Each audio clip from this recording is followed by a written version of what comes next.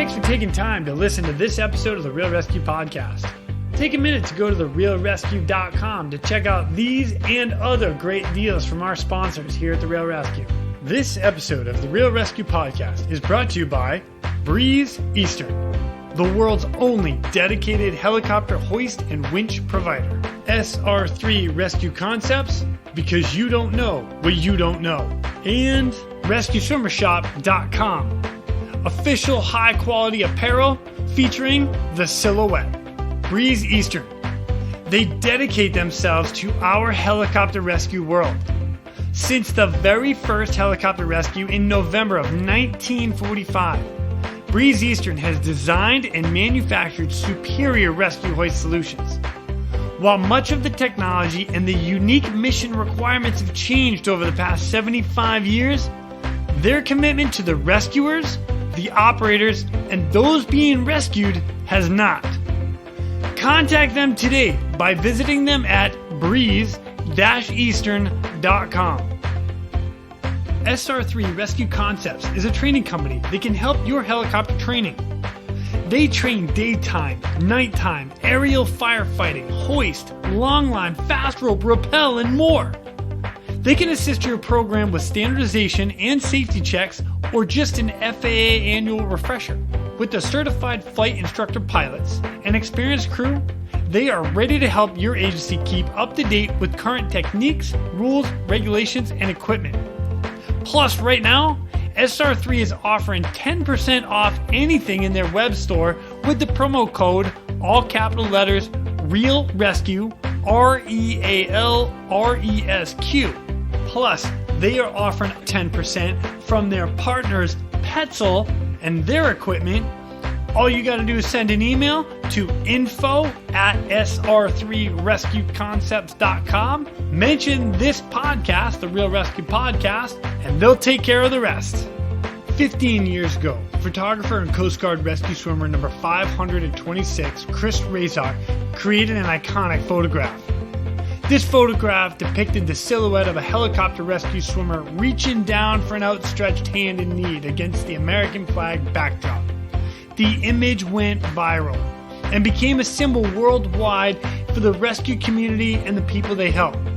Its wild popularity inspired Chris to launch RescueSwimmerShop.com, a web store offering official high-quality apparel featuring his evocative image, the silhouette. T-shirts, hats, patches, and stickers featuring the silhouette are available at RescueSwimmerShop.com, including the flagship design So Others May Live. Follow Chris and his story on Instagram with the handle @RescueSwimmerShop. And if you are a rescue swimmer, support rescue swimmers, or just tell people you are one at the bar, this gear is definitely for you. When you get to the website, RescueSwimmerShop.com, enter the promo code, all lowercase, one word, RESCUE, RESCUE, for 10% off your order.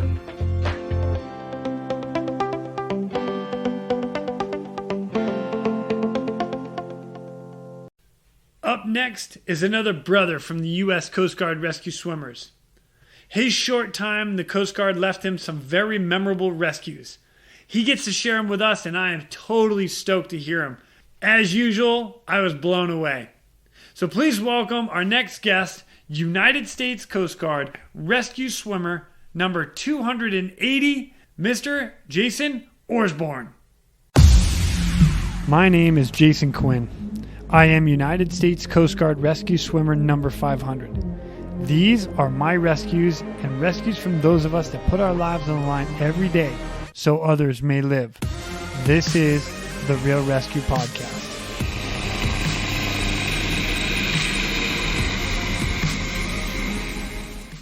Ladies and gentlemen, welcome back to the Real ResQ podcast. I've got another rescue swimmer from the Coast Guard with me today. His name is Jason Orsborn, United States Coast Guard rescue swimmer number 280. What's up, Jason? How are you, man? Hey, Quinny, how are you? I'm excellent today. I'm so happy to see you. Thank you for coming on. I'm looking forward to sharing your stories because I've read them and holy smoke, dude. I'm just stoked to get into it. So Thank you. Appreciate you coming on, man. Yeah, thank you for the opportunity. Absolutely. So you and I actually have met other than now, which is one of the cool things about like our rate, that the whole brotherhood thing. But at the same time, you get, a couple guys that, because you weren't in. How long were you in for? So I joined when I was 17 years old, and that was 1988. I went to boot camp 8/8/88. And I got 88. exactly easy to remember. Dude, that's hilarious. And then I was until 1995. I got out in 95 when I was at Air Station San Diego. Oh, nice. Yeah, so you were out before I even got in, because I came in 97, and then went to swimmer school in 99, graduated 2000. So, yeah, cool. And that just shows how few swimmers there are. If I was number 280 and I graduated swimmer school, I was class 4291, and you're number 500. And then you what year did you go to swimmer school? 99 into 2000. So we graduated of March of 2000. So they just had about 200, just over 200 swimmers graduate in a decade. Yeah. Crazy, right? Like, mind blown. Yeah, that's one of the things I actually love about like us is Coast Guard swimmers. There is such a small, unique, elite group of us, and there's nothing like it. I've been around the world, so it's pretty cool. And sorry, I haven't worked with anybody in Norway or Ireland or down in Australia or anything, but just for our group of guys, man, we have such a good time, and all the conversations are just amazing. So, but anyway, well, for everybody else out there, if you don't mind, just kind of introduce yourself, a little bit of background about you, how you got into the Coast Guard and how you became a rescue swimmer. So yeah, I'm Jason Orsborn. Like I said, I went to boot camp in 1988. I joined the Coast Guard because of, I'm sure you've heard of the show. I doubt you watched them, but Miami Vice. Yeah, come on. Yeah. I love Miami Vice.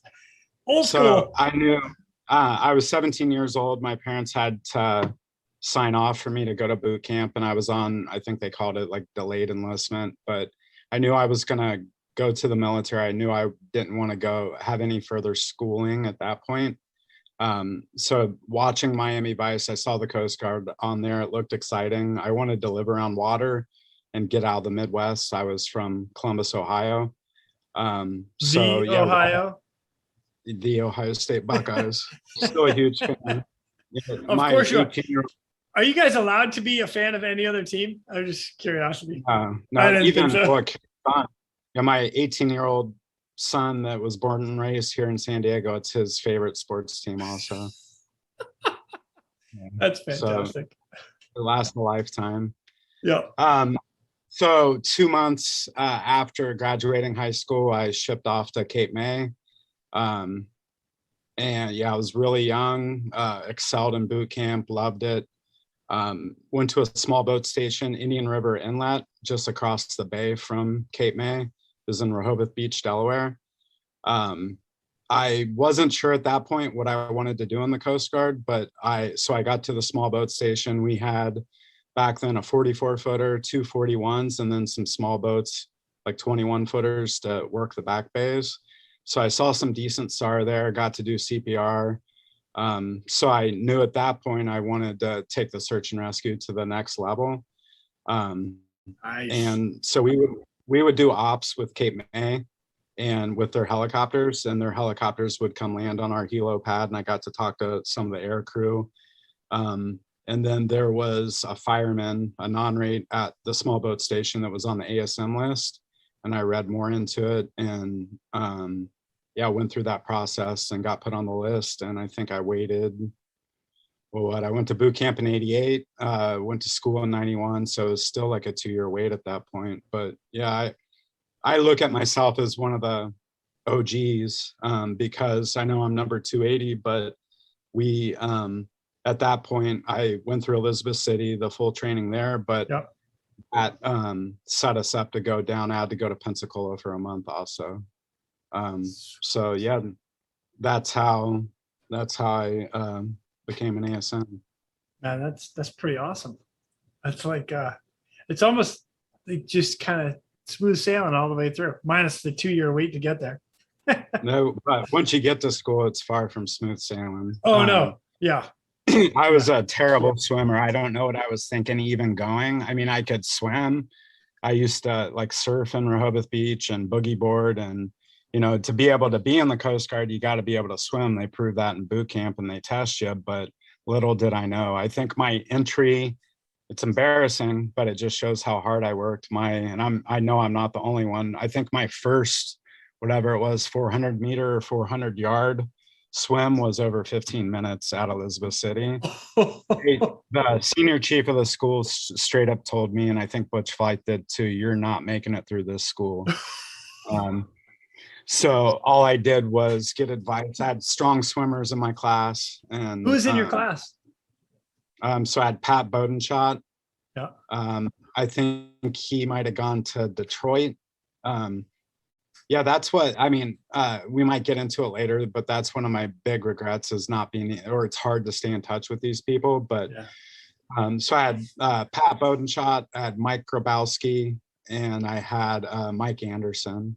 And I think Mike Anderson later became a pilot. Nice. All I did was improve my technique for the crawl stroke so I could become stronger. And yeah, I just fought my way through. You know, you had to. And I knew I wasn't dropping. They would have to kill me before I would quit that. Go to a buoy tender or one of the icebreakers. Yeah. Dude, that's the mindset to get through. That's freaking awesome. Good for you. You're not going to make it. Yeah. It's a little fire under the ass there, right? That's what that is. I wish I remembered the senior chief's name, but yeah, I mean, I remember just, popping my head up after 15 minutes and him saying, yeah, you're not graduating from this school. But I fought and got better. And I mean, that at that point, I think I was 18 or 19 years old, and that taught me the work ethic and strength for everything that I've ever done in life. You know, it began there. Yeah. That's killer. All right. So now you get all the way through school, you bust your ass, just like the rest of us. What was your first? Oh, actually, I have your first case is what I have, because your first case was out of Air Station Port Angeles. That's right. So Air Station Port Angeles, and I have the write-up right here. And if you're cool with it, I'm going to read this, and then you got to backtrack it from kind of like just getting qualified. All right. Perfect. Cool. Citation to accompany the award of the Coast Guard Achievement Medal to Jason S. Orsborn, Aviation Survivalman, 3rd Class, United States Coast Guard. Petty Officer Orsborn is cited for superior performance of duty while serving as rescue swimmer aboard H-65 6529 on 15 June 1991, engaging in a rescue of 3 people in the water from an overturned skiff near the western portion of Hood Canal Bridge. Arriving on scene, Petty Officer Orsborn was deployed into the south side of the bridge where the civilian scuba diver directed him towards one of the victims. Battling 20-knot winds and choppy waves, Petty Officer Orsborn worked his way around through the floating debris and the oily water while being pushed against the bridge pylons by the strong current. While searching through the debris, Petty Officer Orsborn found an unconscious 5-year-old child. Petty Officer Orsborn quickly assessed the child's condition and towed him 150 feet upwind and against the strong current. Once safely clear of the bridge, he checked for a pulse and signaled the helicopter to move in for pickup.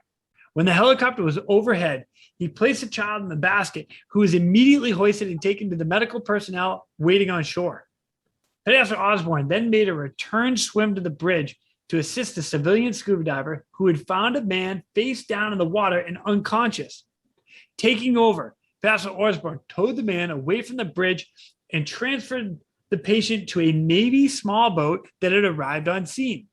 Petty Officer Orsborn then made a difficult swim to open water where he was hoisted by the helicopter. The helicopter crew then landed nearby highway to embark the 5-year-old child and the medical attendant for transport to a Seattle trauma center. Vanessa Orsborn professionalism, actions, and extreme demanding situation directly contributed to the success of this mission. Vanessa Osborne's diligence, perseverance, and devotion to duty are most heartily commended in keeping with the highest traditions of the United States Coast Guard. Dude, that is one heck of a opening case. Welcome to being a swimmer. What? Yeah, it was exciting. So yeah, the way that day went down, it was one of my first duty days, if not my first duty day. It was June up in northern Washington. So yeah, we were eating lunch and the SAR alarm went off. And so they launched us for, I think the information we got was a capsized vessel over towards Seattle. We got there pretty quickly. It's a cool area up there. You got to fly over mountains. And so we get on scene. As you mentioned, it was at the Hood Canal Bridge, which is a very long, tall bridge. To be able to assess the situation, believe it or not, our pilot, I think it was Lieutenant Commander Gary Odom, flew under the bridge. Sick. Yeah, we saw people in trouble. That was the hardest part of the case, was staying away from that bridge, so we could perform the operations that we had to. They put me in the water. I think the award got it wrong a little bit. The first person that I found was, so I guess a breakdown of who the people were. It was a grandfather, his daughter, and her two children, her two young children. The grandfather was a retired Olympia, police chief. Okay. He was the first person that I came across. He was floating face down, over in a bunch of trash, near one of the pontoons. I flipped him over. I knew just by the trauma that I wasn't going to be able to help him. I had heard that there were children in the water, so I know I broke a big rule, but I took my SAR 1 off and I put it on him to keep him afloat so we wouldn't lose him. Wow. That's actually pretty smart. So for my world, sorry, I don't mean to cut you off there. In my world, I never had the SAR 1. I always had the Triton and then the Tri-SAR, or the Tri-SAR and then the Triton. So you couldn't take that off. That's a good move. Yeah, so I popped it. Yeah, I pulled it off and put it on him so I wouldn't lose him, because there were, I don't know what kind of body of water you would call it, but there were seas and there were high winds and everything was moving around pretty fast. But just to secure him, I put the SAR 1 on him so we wouldn't lose him. And then I went searching and unfortunately came across a 5-year-old boy who was also floating face down. As the award mentioned, it took a lot of work to get away from the bridge to be able to get him in the helicopter, to get him the help that he needed. But I did rescue breathing, and so I did rescue breathing the best that I could, swimming away from the bridge to be able to hoist him. We got him hoisted. They brought me up. We went and landed on land on the other side of the bridge. They had an ALS unit with a paramedic over there. So, and I knew he could do more than what we were trained to do. The last time that I saw the little boy, he was breathing and had a pulse. And I thought it was, at that point, the greatest day of my life, that I was able to do that. I know they were in the water for a while. It was June, but it was Washington. I imagine the water was still in the 30s or the 40s. Yeah.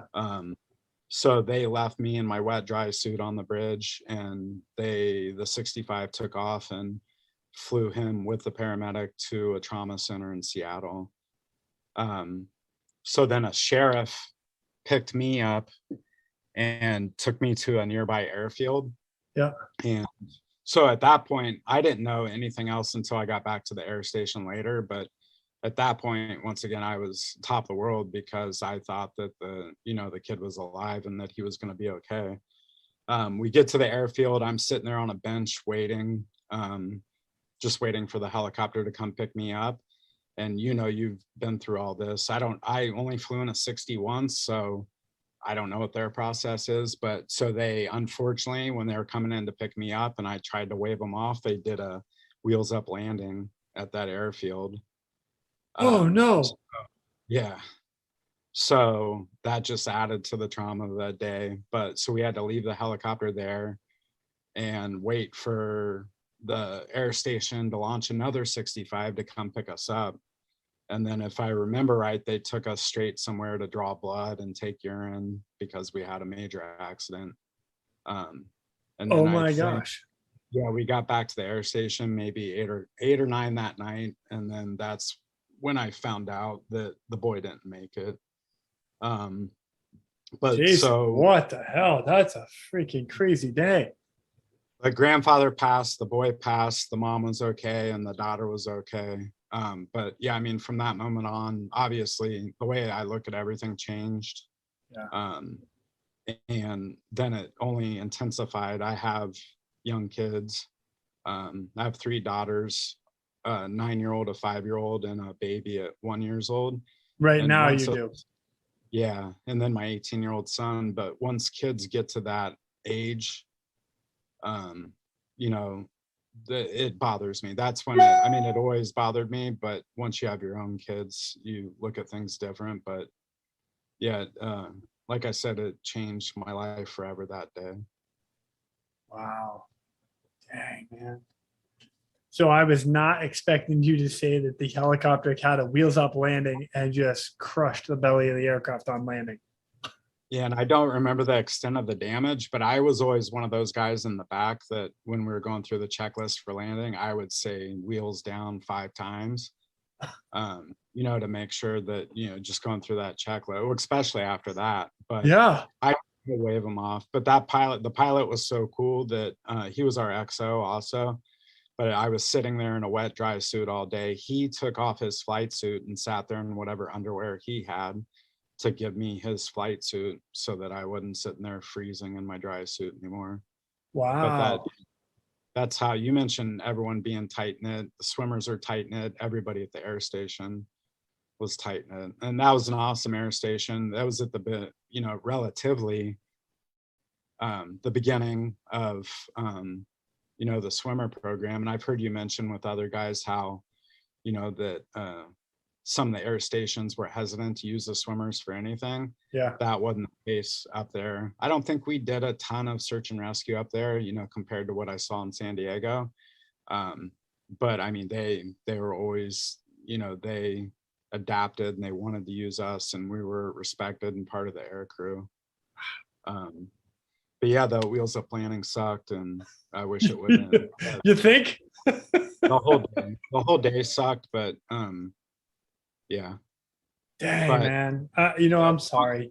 It's and then so the XO set up for the next week, which I kind of wish it didn't happen, but everybody that was involved that day, there were, you know, tons of people involved in that rescue. We met like over in Seattle with the family, with the mom, and I think the daughter was there. So that wow. was rough. Yeah, I think the daughter was maybe 9 or 10 years old, so now that would put her in what, 40 years old. Yeah. So I mean, I guess it would make me feel better even if I could talk to those people just to see how everything turned out for them. And you know, it's been a long time. It's literally been 30 years, but yeah, it ended up being the worst day of my life, but it drove me to, it was cool that, I mean, I was always prepared, and school makes sure they won't let you out of there if you're not prepared. Right. But that day taught me too that, yeah, there's no messing around when it's, you got to stay in shape, and other people's lives are dependent on that. That's what I get paid to do. So I was always in shape and great, but that upped the game for me too that Wow. day. Buddy, you just gave me chills. It's just so you know. Like that's crazy. So like after having that first case, you've upped your game. You're staying in good shape. You're ready for whatever they throw at you. Is there anything else you had while you were in Port Angeles that stands out to you, or just No, so what happened, what was actually, I didn't like it up there, because okay. I was 20 years old. It was a tiny town I don't know how it is now, but there are only like 20,000 people. I love the air station. I just didn't like how desolate the area was. I was 20. I wanted to be in a bigger city. So what was cool was that, and I wish I remembered his name, but there was a new swimmer that got stationed in San Diego. And he was a non-rate at Port Angeles. So Oh, we did, what do they call it? Like a lateral or a mutual? yeah. So Yep. so I was at Port Angeles for about a year, just over a year.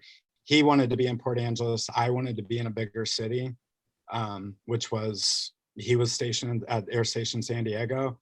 So we did that lateral or mutual, whatever they called it. And I ended up driving. At that point, everything I owned could fit in the car.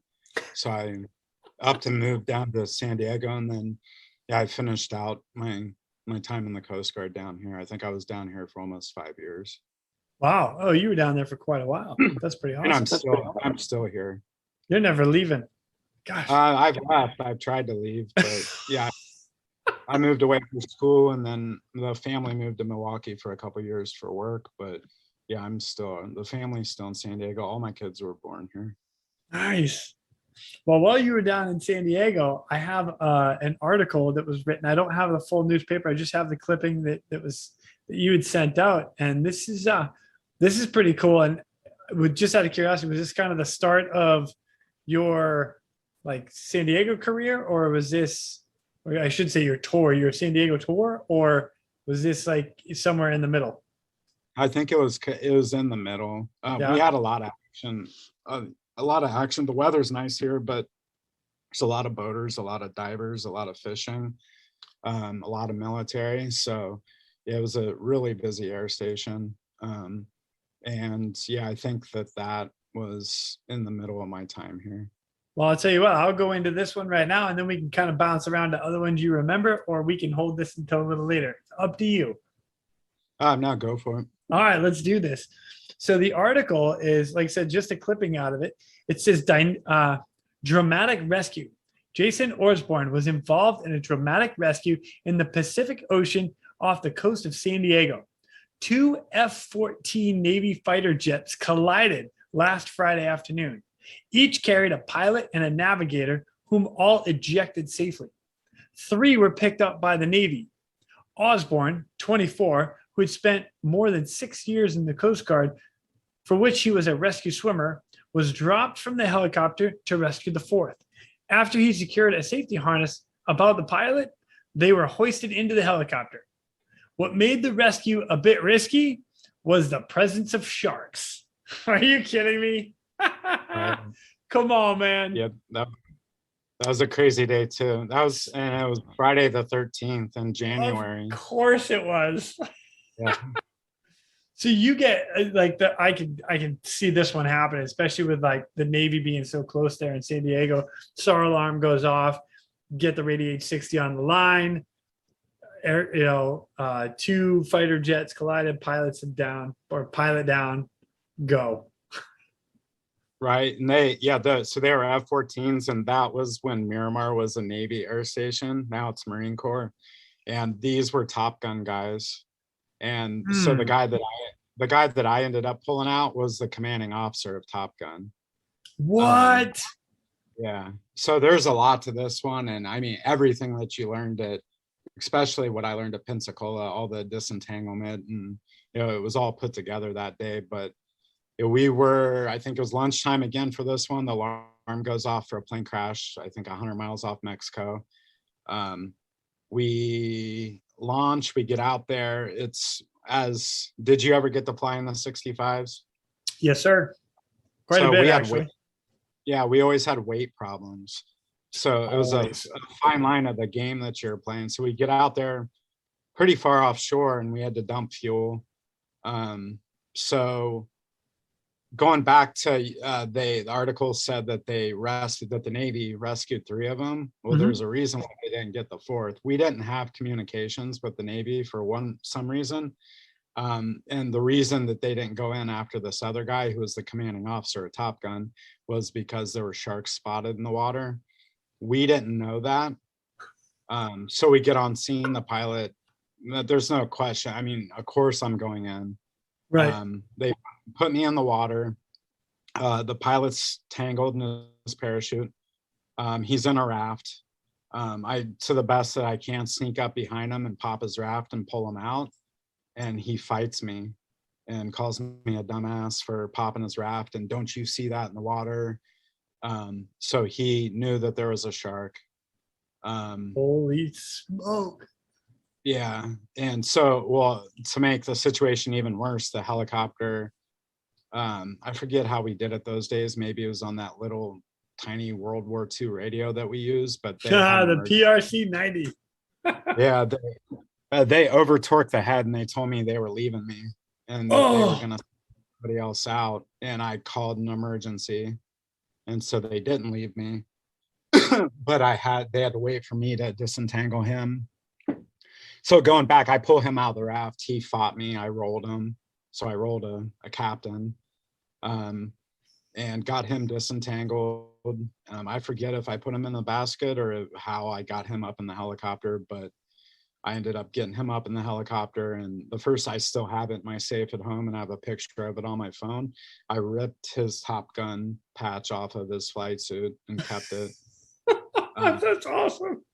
Yeah, so I still have it, which is really cool. One of the coolest things that I have. But so yeah, we flew him back. We have a big military medical center here called Balboa. They have a helicopter pad. We dropped him off there. And when we got back to the air station, there were news trucks everywhere waiting to interview us or interview me. And that's what I did for the rest of the day, was talk about what happened. But yeah, that was a cool one. Like I said, just about everything that you learned in school, from, fighting somebody in the water to popping rafts to parachute disentanglement, I got to do that day, which was cool. Holy smoke. That's crazy. All right. So I'm going to ask kind of a couple of details. So I've never dealt with an aviator down myself. So there, during school, we always talk about trying to swim up current or upwind so that the parachute's taken down. Was it pretty easy to disentangle once you were there, or? What just proves how awesome our instructors and our training was with it. Because if I remember, isn't there like 20 steps to doing parachute disentanglement? Go down, And if you clear the skip one, feet, or head, neck, and chest, arms, waist. And I always heard rumors of pilots drowning because somebody messed it up. So yeah, obviously you take that stuff serious, but that, just to commit, to give credit to our training, I don't even think I ever had to think twice of what I was doing. That it all just came. It was a long time ago, but I think it just came naturally. So the way that I was taught, and that it happened the way that they said it would happen if I did it right. Yeah. So yeah, I just went through the steps, and I don't remember the details that much.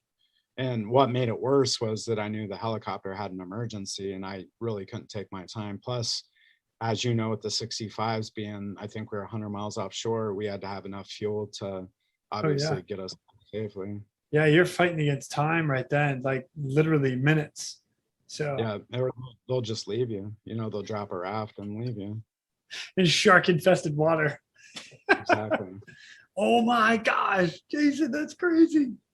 So in the little battle that you had in the water, was he disorientated or just kind of pissed off that you just kind of popped his raft because he's seeing sharks?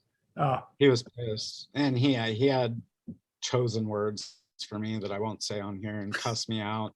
But yeah, he fought me. He wanted nothing to do with me. And remember, it's a Navy captain. He was a commanding officer of one of the most elite bases in the world, probably. Yeah. So yeah, I rolled him. I put him underwater to chill him out, and just like in training, it shows them who's in charge. Oh my God, dude, I love you right now. That's freaking badass. At that point, I was in charge, but yeah. So the next, he came and saw me. I think it was the next week at the base, he brought me a bottle of Crown Royal, and they told me I'd already gone through. I was what's it called, egress? Yeah, the egress training. Yeah. So I was an egress trainer, and I had already been through the elevation training. I forget what they call that, but I had already been through all the training to where I was qualified to fly in one of those jets to be a passenger. Oh, wow. So he, it's a huge military town here, so we did a lot of cool stuff. So he told me I could fly Rio with him. I could fly in the back of the F-14 with him.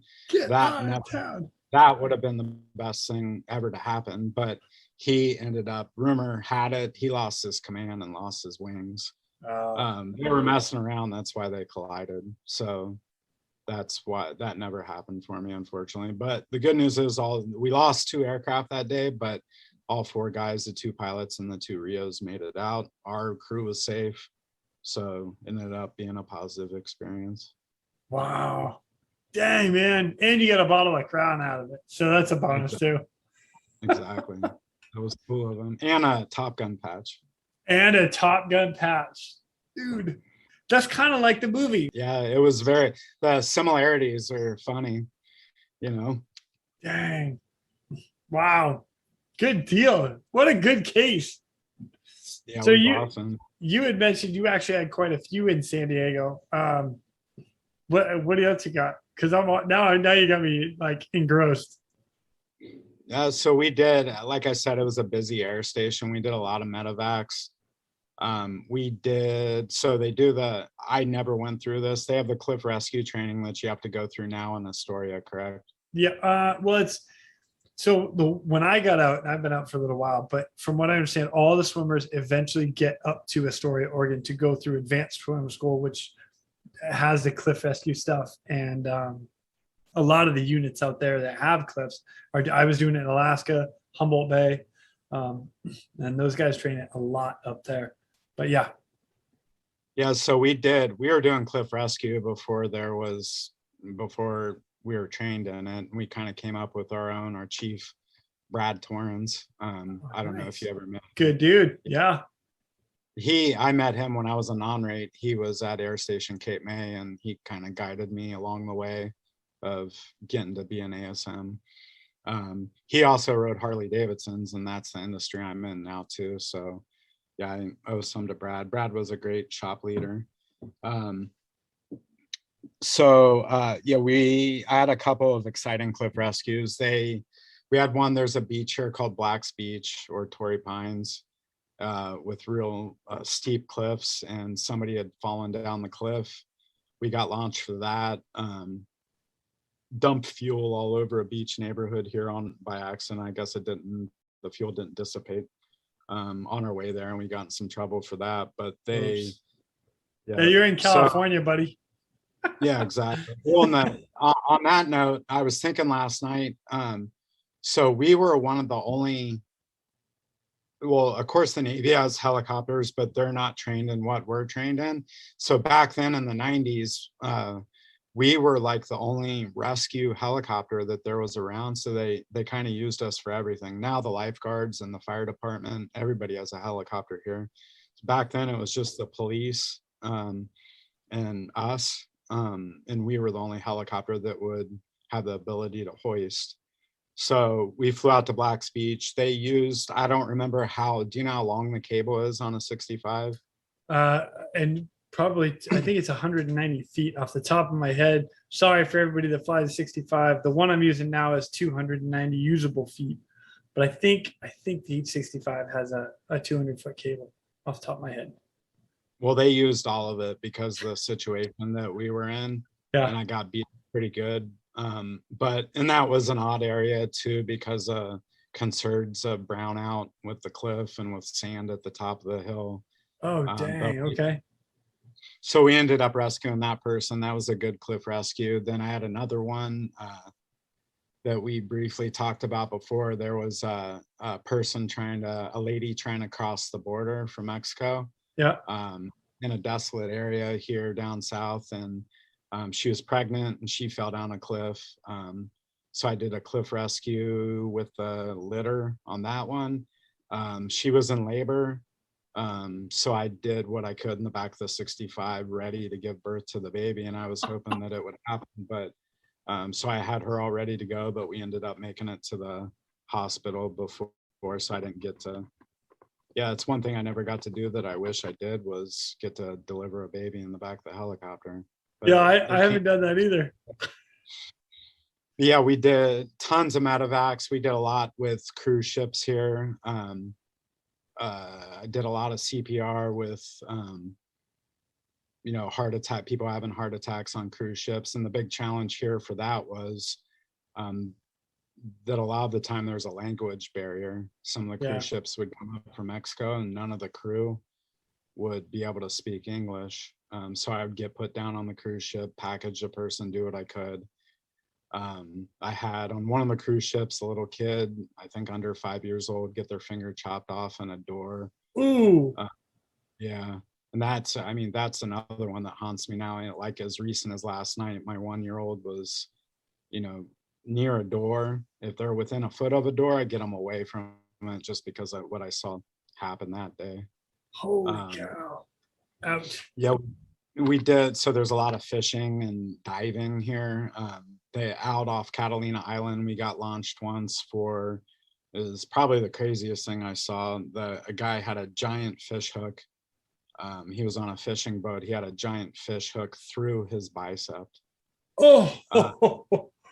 So they put, and he was wasted. He was drunk. There wasn't much we could do for him. We can't push drugs. So if I remember right, I just stabilized it with a couple of styrofoam cups and we flew him to a trauma center. Dang. Yeah, a lot of searches, a lot of diving accidents. They have what are they called? Dive chambers. Yes. To help. Yep. The hyperbaric chamber. Yep. Exactly. So they had one out on Catalina Island, which is probably, what is it? I think it's like 30 or 40 miles off LA.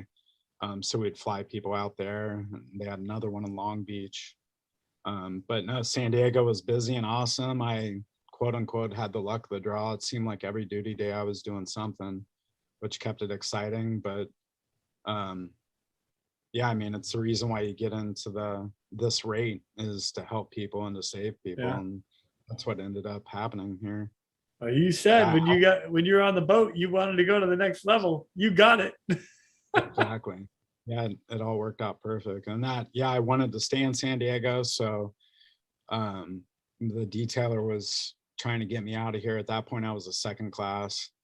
And so I just chose to get out. I was only 25 years old. I'd already put in 8 years. There's regrets that, I should have stayed in and done my 20 and what other action I missed out on. But yeah, who knows where I would have ended up, but everything's worked out. Yeah, well, you got a good thing going right now. You and I actually talked a little bit beforehand. So you own your own motorcycle shop down in San Diego, right? Correct. Yeah. Just tell me a little bit about that. So you get out of the Coast Guard and you opened this and. Now the way that happened was I got out of the Coast Guard. I was in the surf industry for a little bit and also like bartended, trying to figure out what the next step was. And so I used my GI Bill and picked up and moved away to Phoenix for about a year and a half, and went to Motorcycle Mechanics Institute. And so I took the Harley Davidson program there in the early 2000s. Came back, went to a custom shop, worked there a couple years. I ended up working in the dealership network for Harley Davidson for about 15 years. As I mentioned before, I moved back I got hired on by Harley Corporate, the manufacturer. Sweet. Good for you. Yeah, so we moved back to Milwaukee for that. The family hated the weather. Our family was here. So we came back, worked at the dealership for a couple years. I wasn't into that environment anymore. So I had the guts to, with the help of my wife, open my own little shop here. Yeah, I do a lot of customization. Like I told you before, I'd say easily 75% of my clientele's military or veterans, which is cool. Some swimmers. Yeah, that's awesome. Some Navy swimmers. Richie from up in Sacramento, he's a ASM up there. He stopped down to see my shop, but yeah, it's cool. I get to it's a lot of work. I put in long days, but it gives you the freedom to do this kind of stuff too, you know. But yeah, it's Dude, cool. that's killer, man. I love it. Well, the next time I come to San Diego, you know I'm gonna be calling you, right? Yeah, I'm gonna send you. You gotta email me or DM me, or I'll send you a T-shirt and a hat, a little care package. But Oh yeah, snap! You hear that, everybody? I get a T-shirt. What's up? yeah, my shop, it's called Orzies. My nickname growing up was Orzy for Orsborn. It's Orzy Speed Shop in San Diego, in the Point Loma area. Sick. Oh yeah, I'm totally coming to visit you, man. Yeah, please do. Yeah, yeah. I'll at least sit on a motorcycle with it. I probably, maybe you'll let me take it out, but maybe. Right. Yeah, it's crazy these days trying to ride in Southern California. Oh, People are crazy. yeah, ridiculous. So, well, I'll tell you what, man. I can't thank you enough for coming on and really just sharing all the stories. But before I totally let you go, if you don't mind, just the floor is going to be open to you, and any advice that you might have, from as simple as, getting to swimmer school, what the mindset has to be, to what you're doing outside of the Coast Guard now and how to get involved and stuff like that, or whatever. What advice would you give some of the younger guys that are coming up? Yeah, it would be. I mean, anybody can make it. Just be a better swimmer than I was, I guess, when you get to school. There's tons of programs out there that now help you prepare and kind of guide you to what you're going to go against. It's tough. I've heard you say it's by far the toughest thing I've ever done in my life. Oh yeah, But me too. Well, me for there's sure. no option. Literally, they would have to kill me. So I wasn't going to quit that. There's no way I was quitting. That's the mindset that you got to have. So you got to be in perfect physical shape, but everybody there should be. Then it's all mental. They're trying to break you down. They're trying to get you to quit, because when you're put in that situation, 100 miles offshore, fighting a pilot in a parachute with sharks around you, you can't quit at that point. So that's why the instructors, that's why the one you've had them on, and it was one of the best ones that you've done. But that the way that Butch Blythe pushed us, that I always think back to that guy. And he beat the crap out of us, but that's what you got to be ready, Yeah. Um, He was like the and senior chief when I was there, and he beat the crap out of us. he was the first class when I was there. Yeah, I guess the only regrets I would have is that I wish there was a better network to stay in touch with people. That, like I mentioned, the guys that I went to school with, I haven't talked to since. And unfortunately, the three swimmers that I was the closest with when I was in, they've all passed. Did you know Sean Whaley? I know the name more than anything else. Yeah, so we went to school together. He was a class ahead of me, and he has family here in San Diego, so we always stayed in touch. And then Chris Tate, who was a swimmer here with me, he passed back in the early 2000s. And then Kevin Deach, he was up in Port Angeles with me, but those were the guys I was the closest with. And so I wish I had more communication. So if any swimmers listen to this, hit me up. My Instagram for my shop, or any way that you can get in touch with me. The other regret, I guess, and I don't know how to really explain it or give advice for it, is that, as I mentioned, some things that I saw and did bothered me, and they never got easier. If anything, they got worse. And I used to drink to help me sleep or help me forget about it. I'm 2 years clean from that now. Good for you. I know that you're walking a fine line when you're in the military, and you got to be careful what you say, or and you can't be on certain medications. And so you got to watch what you say exactly. But if things are bothering you, don't let it build up, because it's not going to get any easier for you. There's whatever you got to do, meditate, work out, talk to somebody in the shop. But don't let that stuff come haunt you later in life, because like I mentioned, when I have the stuff that I dealt with children bothered me a lot. And when you get kids that age, it just gets worse, and it's not getting any easier anytime. But like I told you off air too, the VA has been awesome with me. I give them props, and my wife, being able to explain stuff to her. But yeah, just have somebody to talk to and get through it, because it will build up and haunt you. And there's a lot of good stuff that we do. The bad stuff, or the gore that you see, I couldn't let it roll off my back. Some people can. Right. But yeah, just if you need to talk to somebody, talk to somebody. If Absolutely. you need, I'm here to talk to anybody, because I've seen it and felt it. You know what? Thank you for that. And I'll say that for me too. You know, if anybody out there, you know, we're all here as brothers to help. And I truly mean that. You know, we've had conversations with guys in the past. It's just, you know, Mike O'Dell being one of them, Olaf Lavelle being another, you know, George Cavallo, like just these guys. People are here to talk to. Give us a call. Send us an email. I'm all about it. Yeah. That's why I do the podcast. That's why I like listening. I mean, I'm so glad that I stumbled across this just by searching. I think I searched rescue swimmer, or Coast Guard rescue swimmer on. Nice. Yeah, and that, it's soothing to me, and I kind of have a routine with it. But yeah, it's awesome to hear your podcast, because it made me feel, I think it was Mike O'Dell's, and I re-listened to it in the last day or two, that I'm not the only one that feels that way, you know, because we're all tough guys. You got to be to make it through the stuff that we made it through. Yep. But yeah, he said it perfectly too. So I like to listen to that. It's motivating to me. I like to hear that I'm not the only one that feels the weird stuff. Yeah, you are not, my friend. You are not.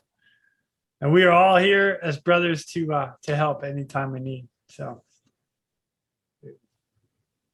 Jason, thank you for all the advice, the stories. Dude, I love this. I love this. This is awesome. So thank you. Yeah, I appreciate the opportunity. And it's unreal that I get to be on it, because like I said, I've listened to all your episodes. So yeah, it's really cool. Thank you. Absolutely. Well, in that case, I'm going to let you go for the evening, because you got bikes to sell. I'm just saying. Bikes to work on. All right, bikes to work on. Bikes to work on. Whatever. Awesome. Well, have a good day. All right, dude. Yeah, thank you. Thank you, Quinny. Absolutely. And with that, ladies and gentlemen, we are out of here. Go. Thank you for tuning in. We hope you enjoyed this episode of the Real ResQ podcast. Please take a minute to like, subscribe, and hit that share button. I'm pulling chocks and taking off. But before I go, if anyone out there has a rescue story they would be willing to share, I would be humbled and honored to have you on as a guest. Or if you have any questions about rescue or anything else we talk about here, send an email to jason@therealresq.com. That's Jason at TheRealResQ.com. You can also check us out on our web pages, therealresq.com, our Facebook page, and our Instagram page @TheRealResQ. Again, a special thank you to all of you staying on the watch today. Always remember, when that SAR alarm goes off, those in distress are praying for a miracle. They are going to get you. Until next time, fly safe and swim hard.